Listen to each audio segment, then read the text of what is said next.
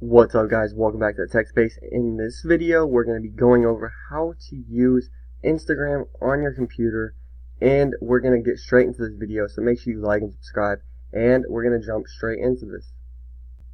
So if you want to get Instagram on your computer, the first thing you're going to want to need is Windows 10, and you can easily upgrade to Windows 10 just by going to the website, and I'll even show you guys right now in a really quick demonstration, because most of you should know how to do this. So Windows 10 download, and it's really easy. You just do it straight from Microsoft website. Just type in Windows 10 download, go to download Windows 10 disk image ISO file dash Microsoft, click on it, and you won't actually be downloading the ISO, you'll be updating your computer straight from this media creation tool. So go to create Windows 10 installation media, download the tool now, and just load that tool, let it run, and it will update your computer automatically to Windows 10.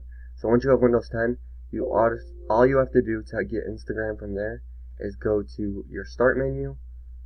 What you want to type in is store, because you'll be going to the Microsoft Store, and as you can see, Microsoft Store pops up. And in here, once we get this minimized a little bit,